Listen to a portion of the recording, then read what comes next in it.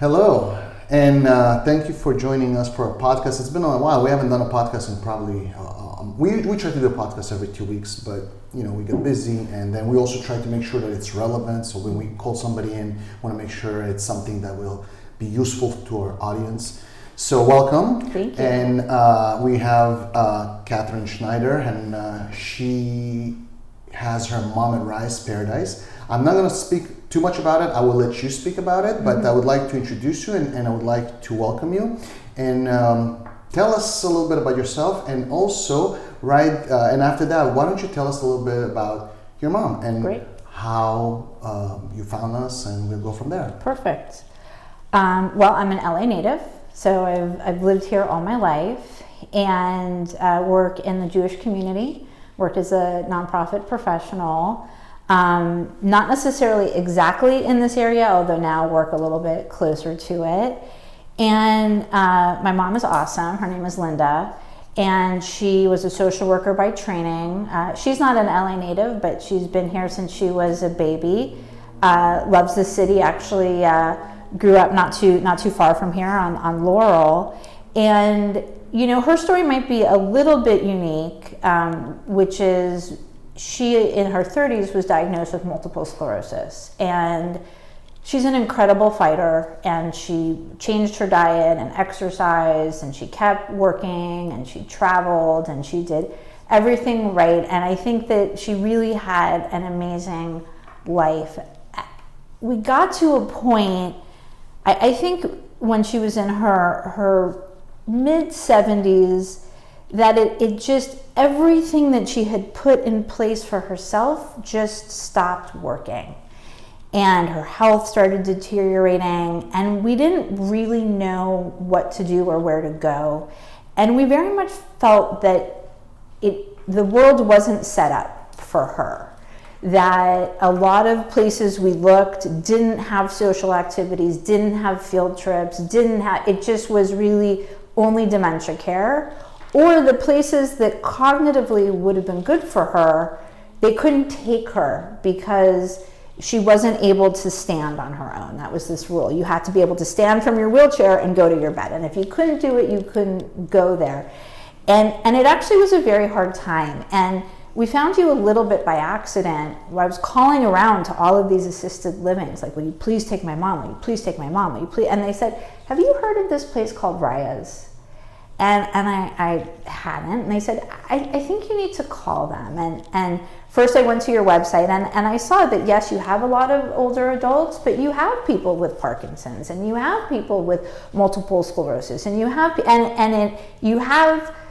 it's the best of everything. It's a small house, but you have a nurse on staff. You have an activities coordinator. Every day a different activity is taking place. You have all the amenities of a larger facility, but it is smaller. And so that's how we found you. And it was also for my mom, who cognitively was in pretty good shape. It was really a great environment for her. So where did mom live before she moved to RAYA'S Paradise? So she was living on her own at home, and that was really important to her. And everyone was saying, oh, age in place, you have to age in place. And basically what was happening is I was running a very low quality board and care for one person.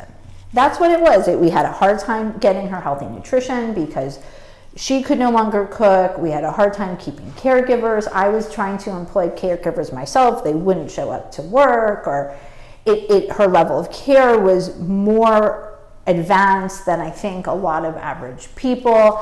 It wasn't a safe situation, and so it got a little complicated. We were able to get it a little uncomplicated to a place where we were able to get her to move. I'll say honestly, she didn't want to move at first. That's very common. She was really upset about it. Once we moved her, it was like a whole new day. She was so much happier. And, it took about a week. But once she settled in, suddenly the food was better. She had friends. She had activities. It was a new day. When did your mom move in to RAYA'S? I think I want to say it was 2018. So 18? I think 18. I think it was so 18. So it's about 7 years? I think we're going on 7 years. Yeah. Wow. Yeah. And you said you found us completely by coincidence. It wasn't a referral Well, agency. it was funny because we were actually working with a social worker at the time. We were paying for a care manager. And once I said, I found this place, RAYA'S, and the social worker said, oh, I know all about RAYA'S, but she hadn't told you about it. She hadn't told us about it. And so I kind of found it on my own. But yeah, and I think you're unique. I mean, I think you probably know that you're unique. There are a lot of small boarding cares. A lot. In the city, yeah, quite there's a few. a lot. I don't know of any that have so many facilities and that have all of the services on staff. Even your social worker said to me, you know, you're not going to need the care manager anymore when you come in. And that's true. But living at home, and correct me if I'm wrong from your experience, didn't you find having your mom at home versus having your mom in a facility to be much more expensive? For my mom, it is. And I think, look, this is very, very individual. And obviously every family has to do their own thing. My mom needs 24-hour care. So that's what she needs. So some people only need 4 hours, come in, do the bathing, but that's not what my mom needed. And my mom can only be moved with a lift, right? And it's hard with one person to use the lift. It's possible, but it's much easier with two. Well, then you're talking about two caregivers plus an evening. And if you're following labor laws in California, to have a caregiver, you have to pay them for every single hour and overtime. That's right. And if you have an individual that has profound care needs, it's not going to be possible for most families. Very expensive because, and the reason why I know it's expensive because RAYA'S Paradise has a sister company, Care Home Care, and we provide people who do not want to move into a facility or are not ready to move. We provide in-home care. And I know that, so obviously we do everything by the book, and labor law in California are very strict. So paying them, you gotta pay them overtime, obviously this regular overtime, and then if somebody gets sick, you have to have a replacement. So, but besides of paying for the labor, you also have to take into account that there's a cost for the house, for the food, for the utilities. And when you move to a facility, that's all part of the cost. 100%, that's true. I think the other thing, aging in place works if a person is able to participate in the community.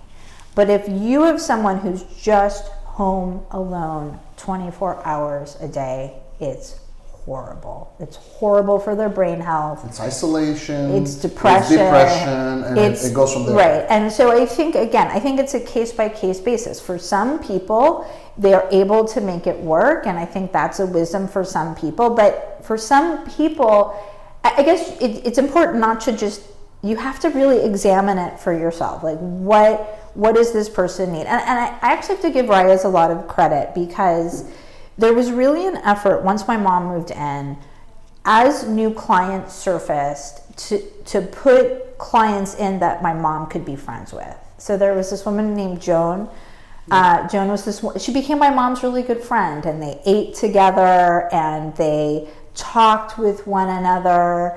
And there was another gentleman named Kevin, and they would sit they had a community. And look, every RAYA'S house is different, and sometimes it's people with chronic illness, other people it's older adults with dementia. So but there was really an effort to say, like, how do we help Linda? How do we help my mom thrive here?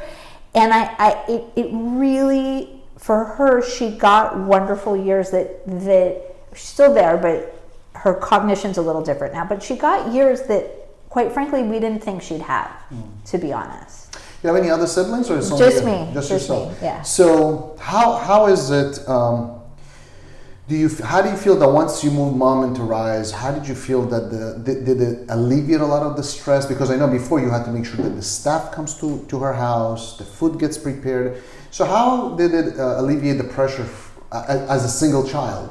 So I mean, I think that there's a handful of ways. So I think the food thing is huge. It's not just the food, it's the nutrition, because you can get takeout or you can run, but the nutritious meals, my mom loves the food, and she loves talking about the food, and it's not just there's a menu, but you can order if you want something special.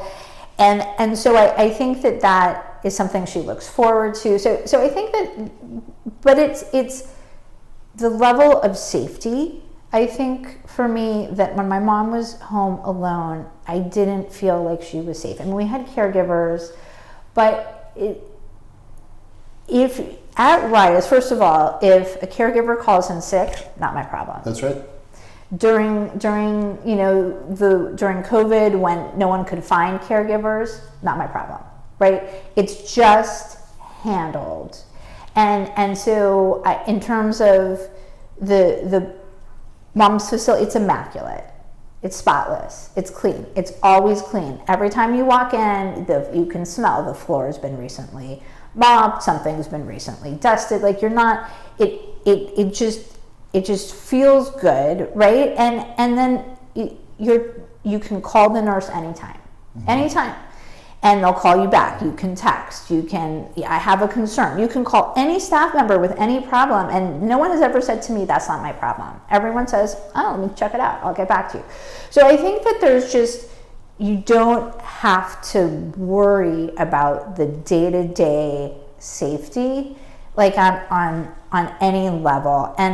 And so for me, that was a really big deal. I mean, I live in LA. I'm 20 minutes away. I could drive here, but there's probably people who they live in another city, right? And or another state. Or another state, right? And so there's just I really can't articulate how important it was to get her into RAYA'S. That's great to hear. So I want to mention one important aspect about the cost of RAYA'S, and the reason why I want to speak about it is because a lot of people that come to us and they tour us, they'll tell us, oh, you guys are very expensive. I went to this other facility. Let's compare apples to apples, a small facility. Mm-hmm. And they were significantly less than you are. Why is that? And just so people understand why we're not more expensive because we want to charge more. The reason why we're more expensive is numerous things. Number one, we do everything by the book. If somebody works overtime, we pay overtime. If somebody works double time, we pay double time. If somebody did not take their lunch, we pay meal premiums. That's one thing.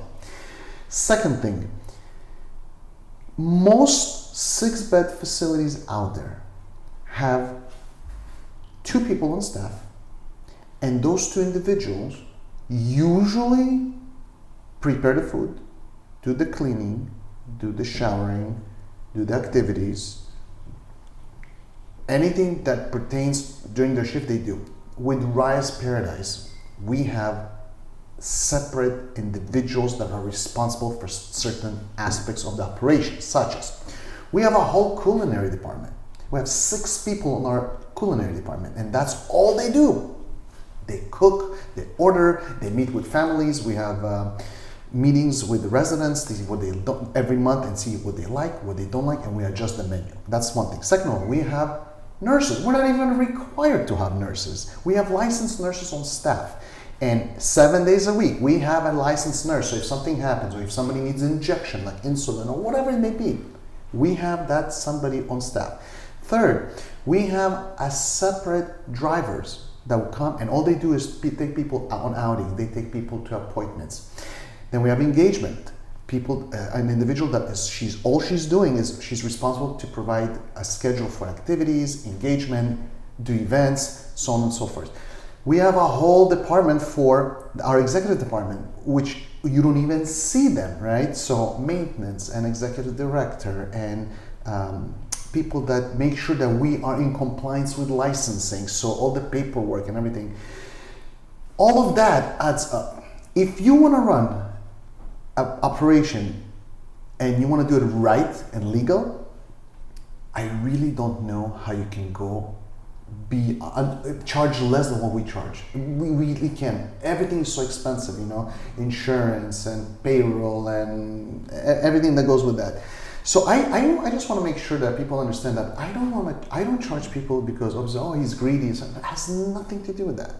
I want to be known that we provide quality care, and in order to provide quality care, you need quality staff. And quality staff costs money because I cannot have one person take care of 10 people. If I have 10 people, I have at least three caregivers there, right? Plus behind the scenes backup. And that's what I just want to make sure people understand. Well, I think it's important to compare apples to apples, right? So to look at staff to client ratio, right, when you're comparing facilities, right? Because that was important to me. My mom, because of her MS at this point, it basically is quadriplegic. She has some use in one hand, but very limited, right? So I didn't ever want my mom in a situation where she needed something and had to wait for an extended amount of time. So looking at what's the staff ratio, and then I think also looking at what's offered, right? So there's someone who comes and sings once a week. There's a woman who comes in and does watercolors. And by the way, she's excellent. My mom actually said, I need you to buy me an artist portfolio that I can put all my watercolors in. She's very proud of her work, right? And so that is happening. There's every holiday, there's a special gathering for the residents that are able to participate. They invite the families, right? So you can, Mother's Day and 4th of July and all the holidays. So I think the question is like, what, I think you have to compare what this facility is and offers. And I think for us, the way it feels, it has the intimacy of a home, but the professionalism of a much larger facility, right? So you're getting both, and I think that's what I would suggest to people. That's great to know, and I like to hear this, and that's why we call this podcast a success story, because look, there is no perfect, because things happen, and unfortunately, eventually we all, gotta go, and but we want to make sure that if this is your last stop, we want to make sure that it's definitely a good memory for the family and a comfort. We want to make sure the person ages in place. And a lot of time we hear this licensing will walk in, so he or she cannot be here because blah blah.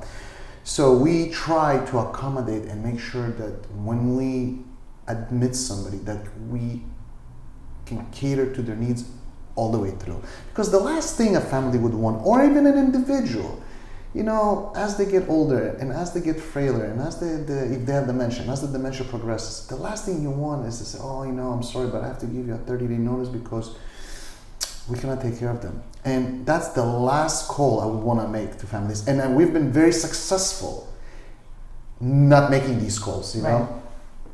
And I think that's what families are looking for. And even though it's very, very hard job for our staff and everything, we always welcome and we always appreciate people like you and your mom, that they understand what it takes to take such care of individuals. Because like you said, it's 24/7, 365 days. When some people on Christmas, somewhere out and about, we have people there taking care Absolutely. of these loved ones. When there is COVID and people, there is somebody there with the family, with the resident, taking care of them.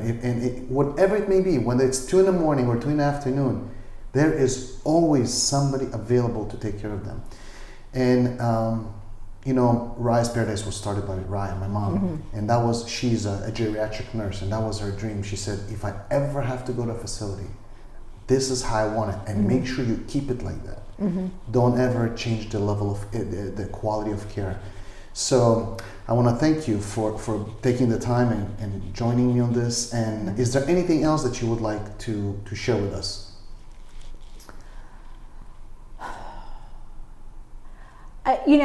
Gratitude, because it really has been a safe place, and my mom has had friends, and the staff truly cares. So I think mainly gratitude. We don't talk about aging as a society. We're not really prepared for it. And then if you have an aging parent who needs a place like RAYA'S, suddenly you're in it, and it's very, very, very overwhelming. And so I just really have appreciated the partnership through this journey. and watching Raya's go through. We went through COVID. We went through the fire. We went we've been through so much together now. But it's really been a wonderful place, and I'm really grateful. Catherine, thank you very much, and I hope your mom stays with us for much longer. And who knows, maybe we'll do another podcast. We could. We'll do it in 7 years. There you go. There you go. Thank you very much. Thank you. Thank you.